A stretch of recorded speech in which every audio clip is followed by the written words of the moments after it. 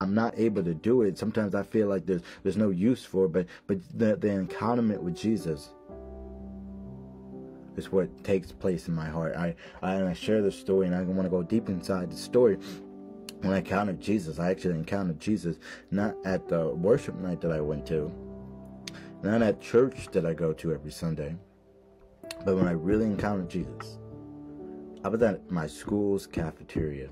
I was at East Stroudsburg University. It was a couple days right before I was getting ready to graduate, and I encountered Jesus right there in the cafeteria because I just felt the Lord just say, just cry. Because the sin was just holding me down, and that I was just trying to get over it, trying to ignore that, and I just found out last week as well in my ministry training that sometimes we use God to run away from God, and if people don't understand how that makes sense, I mean, sometimes we try to ignore and try to do all these things with ministry and everything, trying to distract ourselves with by praising God, but distancing from God and not realizing that it was us who were broken vessels. And I realized right then that I was a broken vessel because I had just said yes that year. I told you I've been running away from my calling. I've been church my whole life. I've been religious, but I was living like the world. I was going to the bars. I was falling in the traps of lust and trying to sleep with all these different girls and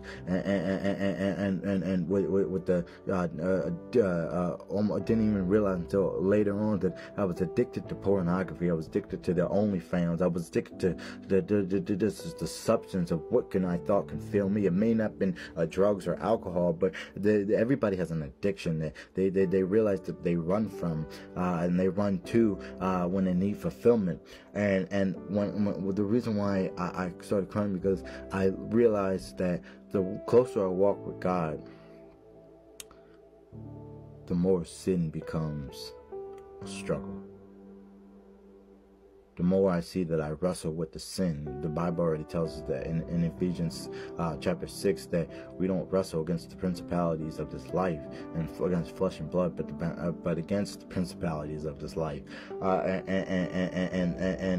the one thing that I was realizing, that when I was struggling with all that stuff, that I found myself in a lustful situation, and even just that year, and that's when I just began to cry, and the Lord just told me, just cry. Last week I shared about being vulnerable.